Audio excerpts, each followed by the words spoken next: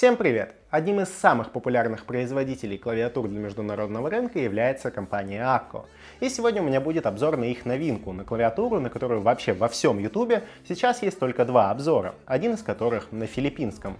Поэтому встречайте первый русскоязычный обзор на русскую клавиатуру от китайского бренда Akko 5098B-RU. Поехали!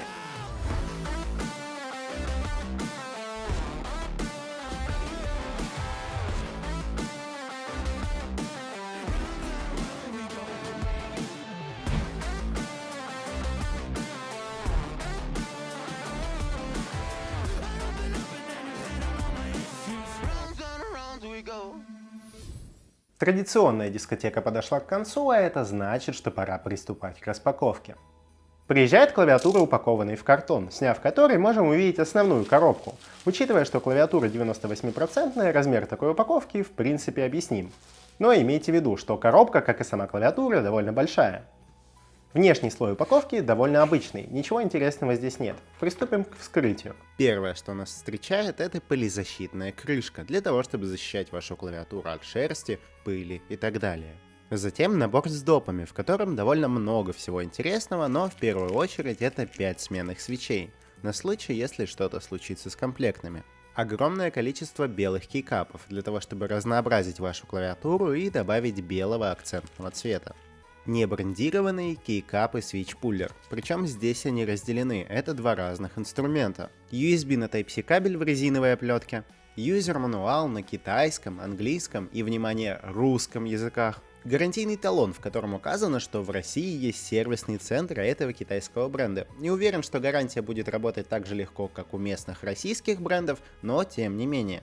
В общем, какая-то такая комплектация, и, по моему мнению, довольно жирненько. В принципе, все, что нужно, здесь есть, и даже доложили огромное количество интересных кейкапов. Жаловаться не на что, ну разве что можно было еще какие-нибудь наклеечки положить. Но в целом комплектацией я более чем доволен. Клавиатура выполнена в формате компактной полноразмерной клавиатуры, a.k.a. 98% клавиатуры, a.k.a. форм-фактор 1800.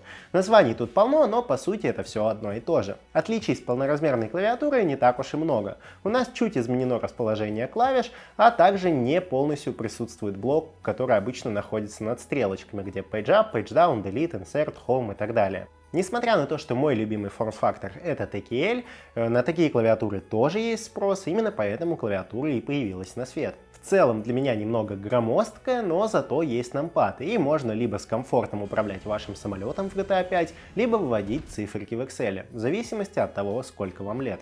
Более того, здесь есть экранчик и роллер, но об этом, пожалуй, чуть позже. Клавиатура почти полностью выполнена из пластика, и сзади есть небольшая алюминиевая вставка. В целом корпус на ощупь и на внешний вид довольно приятный, поэтому никаких вопросов у меня здесь по материалам не возникает.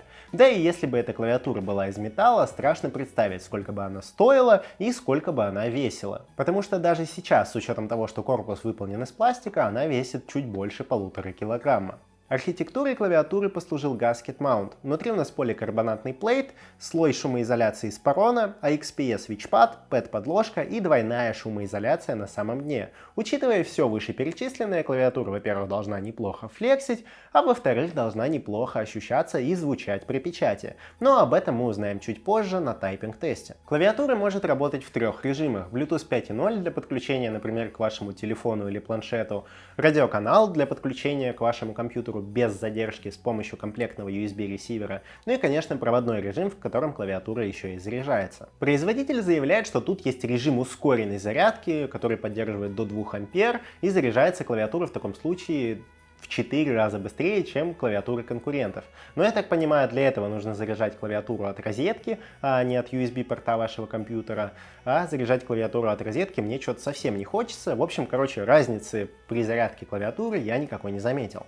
В данной клавиатуре стоит аккумулятор на 8000 мАч, что в 2 раза больше какого-нибудь среднего аккумулятора в 4000 мАч, который ставят в большинство клавиатур.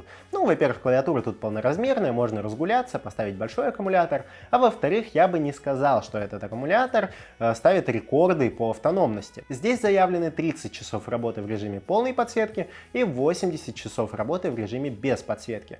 Не так уж и много, но с другой стороны клавиатура лежит на столе неподвижно, вы воткнули в нее кабель, и клавиатура заряжается. Ваши движения никак не сковываются, как, например, при проводном использовании мышки или наушников. Несмотря на то, что клавиатур с роллерами я видел довольно много, но такое решение, по-моему, вижу в первый раз. И на самом деле нравится оно мне больше всего. Во-первых, не допускает никаких люфтов и пользоваться можно всего одним пальцем. Во-вторых, выглядит стильно. И в отличие от круглых роллеров, пользоваться можно всего лишь одним пальцем. Не нужно вот так вот брать вот этот кругляшок и крутить указательным и большим, полностью отрываясь от клавиатуры. С помощью этого роллера можно менять яркость и режимы подсветки, а также управлять громкостью воспроизведения звука на вашем устройстве. Давайте поговорим про экранчик. Он здесь довольно большой и довольно качественный. Даже не видно пикселей. Можно загрузить свою гифку, можно смотреть время, режимы подключения и текущий заряд батареи. Из минусов, как всегда, ограниченный функционал. Опять же, хотелось бы больше пространства для кастомизации, как на тех же Apple Watch. Как минимум настроить, чтобы время было поверх вашей гифки, или поставить его ниже, или поменять шрифт времени. Ну, короче, пространства для работы здесь полно. Это можно в будущем, наверное, будет делать, кастомизировать. Все зависит, видимо, от программного обеспечения. Будем ждать, пока бренды до этого додумаются и начнут делать какой-то инструмент для кастомизации этих экранчиков, потому что технология реально интересная. Конечно, учитывая некоторые дизайны клавиатур Akka, хотелось бы чего поинтереснее. Но на клавиатуре китайского бренда есть кириллица, что уже неплохо. В целом, сочетание черного и серого цветов считаю вполне удачным для большинства рабочих мест. И, наверное, подобный дизайн удовлетворяет потребности наибольшего количества пользователей. Ведь не всем нужны цветные расписные вот эти вот дизайны в стиле One Piece или каких-то других картин, волн или еще чего-то. У Akka полно таких дизайнов, они выглядят прикольно, здесь все выглядит минималистично. Ну а если хочется добавить какого-то стиля клавиатуре, вы можете поэкспериментировать с комплектными белыми акцентными кейкапами. О кейкапах сейчас и поговорим. Кейкапы выполнены из ПБТ-пластика по технологии двойного литья. Не уверен, но нанесение символов здесь скорее всего сублимация. Профиль здесь довольно приятный, ASA Profile, который обладает характерной впуклостью, особенно заметной на среднем ряду клавиш. Печатать на кейкапах в таком профайле может быть поначалу чуть непривычно, но заметно приятнее, чем на том же Cherry. На кейкапы нанесена кириллица, и такое в клавиатурах зарубежных брендов увидишь нечасто, что не может не радовать. Но не могу не отметить, что качество нанесения здесь все-таки чуть страдает. На некоторых буквах есть своего рода засечки, а на некоторых нет.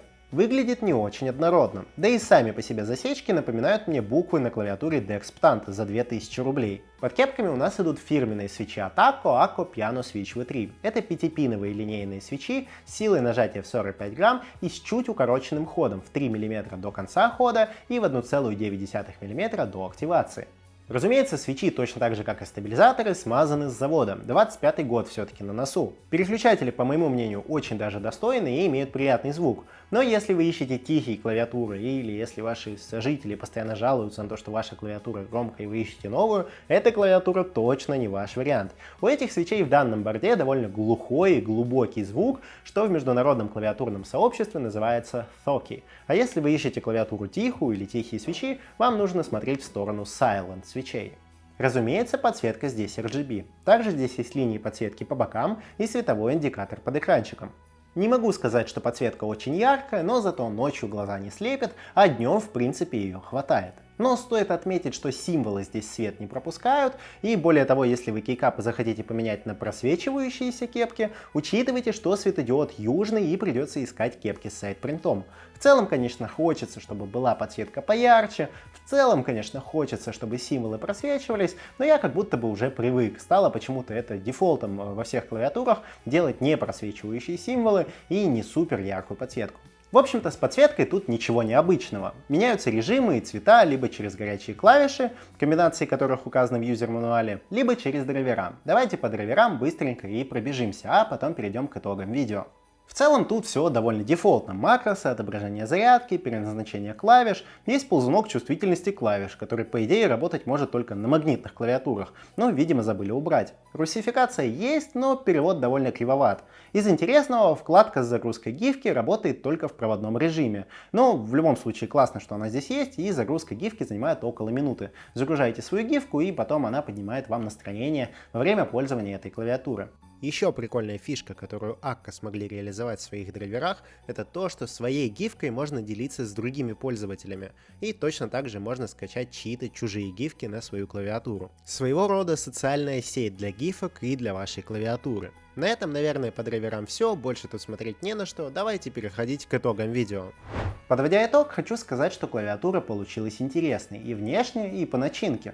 Печатать на этой клавиатуре приятно, ведь тайпинг сопровождается глубоким и приятным звуком. Несмотря на довольно минималистичный дизайн, клавиатура все равно довольно стильно выглядит из-за сочетания черного и серого цвета, а также из-за имеющихся тут роллеров и экранчика. Из минусов этой клавиатуры можно выделить разве что громкий звук при печати, сомнительный шрифт на кириллице и цену, но с другой стороны цена в $100 как будто бы приемлема, но с учетом нынешнего курса это 10 тысяч рублей. Я об этом писал в своем телеграм-канале, какой-то небольшой ментальный парадокс, вроде бы $100 приемлемо, а 10 тысяч рублей уже дороговато. Но опять же это проблема не Akka, а современного курса валют.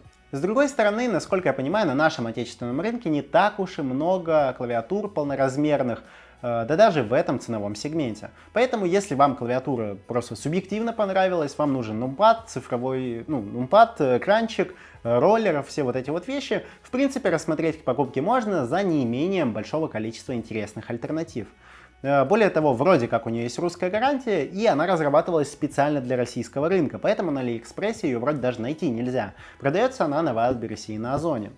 Но если хочется чего-то с Алиэкспресса, я думаю, что там за эти деньги точно можно найти что-то повеселее, поинтереснее в плане цена-качество. Не забывай, что сейчас в моем телеграм-канале идет розыгрыш на EM наушники со съемным микрофоном и интересным дизайном, и итоги будут уже совсем скоро, 21 числа. Возможно, это завтра, возможно, это сегодня, возможно, это послезавтра, в зависимости от того, когда я выпущу это видео. Если тебе понравилось это видео, ставь лайк, если остались какие-то вопросы, я отвечу на них в комментарии, подписывайся на канал, чтобы не пропускать видео на новиночки. Вот это видео первое на русском ютубе про эту клавиатуру, насколько я понимаю. Надеюсь, я не ошибся, но вроде бы как не было еще обзоров на эту клавиатурку. На этом у меня все, большое спасибо тебе за просмотр, прощаемся, но ненадолго. Тайпинг.